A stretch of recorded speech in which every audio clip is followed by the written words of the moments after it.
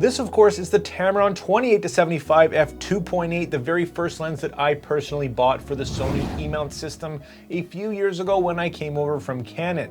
Now, this lens doesn't need an introduction.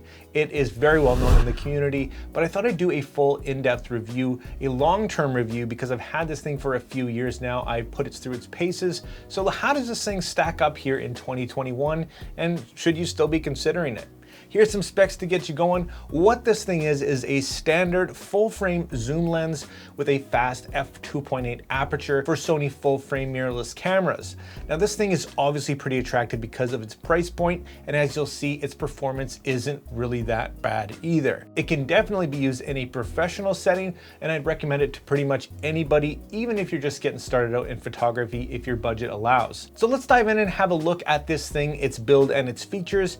And its biggest competitor probably these days is the Sigma 24-70 f2.8 DGD and art lens that I'm shooting on right now. You know all about that, and I have several videos comparing the two, but as far as size and weight are concerned, this thing gets the win in that regard. It's just a lot more compact, it's more basic, and yeah, it doesn't have quite the build or the tankiness to it, but it does pretty darn good. It is a plastic or a composite build. It does extend as you zoom, but it is a fantastic size and a fantastic weight. Great for travel, great for pretty much anything that you're gonna throw at it. Now, another great win for this lens is its weather sealing. It does have a little rubber gasket on its metal mount.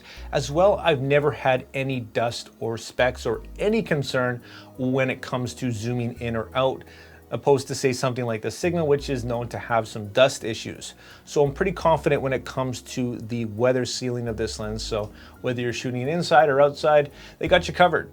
So as far as the features are concerned, there is no image stabilization on this lens, and unfortunately it doesn't have any buttons or switches, so that convenience is out. If you did need or want some of those things, maybe have a look at the Sigma instead.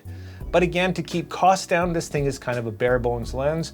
But what about its performance? What about its autofocus? What about the sharpness and the optics of this lens? Well, pretty darn good, I have to say. I have been impressed.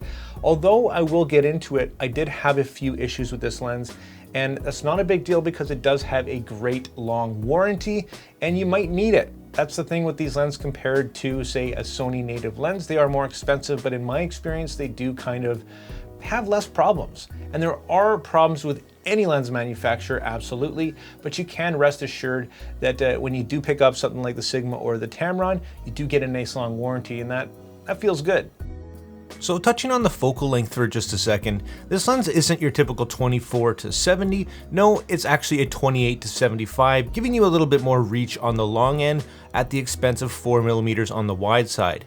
Now this is what that looks like, and for me it's really never been a big deal. It's nothing that I can't really move back a little bit or forward and get the same result as a typical 24-70. So in my experience, it's definitely not a deal breaker, but this may be a consideration depending on your needs.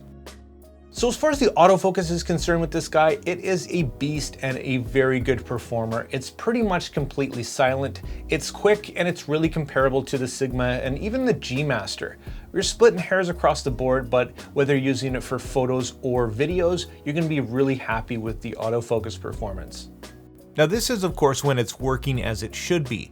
Over time, parts do wear and things happen, and this is a good time to bring up my experience with the customer service of Tamron. Now after a few years, I did find that my lens was missing focus, especially at really close distances. So being under warranty, off it went back for some repairs, and unfortunately I did not have the best experience. It was mid-pandemic, of course, but I did receive the lens back after several months in worse shape than when I sent it. Now that was quite frustrating. I did send it back and it was eventually resolved, but the communication on Tamron's part as well as the overall experience was not great. At the end of the day, the lens was fixed and it's working fine. Now I've used this lens for everything from portraits to landscapes. It's a great lens to throw on your camera and have when you're just out for a day of shooting because it's so versatile.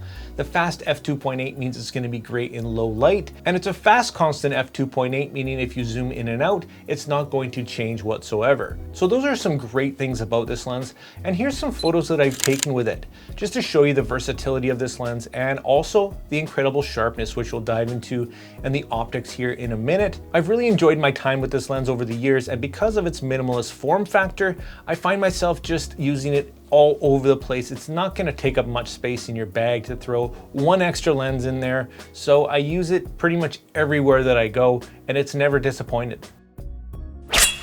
So let's have a quick look at the sharpness and optics of this lens after 2 years of use.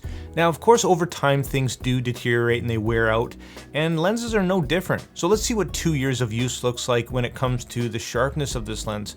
Now here at 24mm wide open at f2.8, you can see the center of the image is razor sharp, a great fantastic performance with good contrast. The corners, however, are nothing to write home about. They're decent for what it is, and they're by no means terrible, but they're okay. As we stop down, you'll see some improvement in the corners and the contrast, definitely.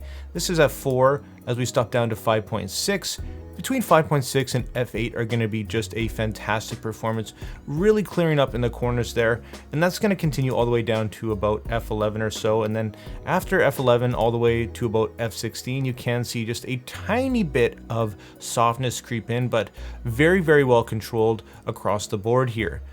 Now here we're zoomed all the way into 75mm at f2.8. As you can see, the center of the image is pretty darn sharp, no complaints. But again, the corners are just okay. They're nothing special, especially when you get into the very, very edges. Let's stop down to f4 to see a little bit of an improvement, as well as some of the vignetting disappear. And as we stop down again, they do improve even further.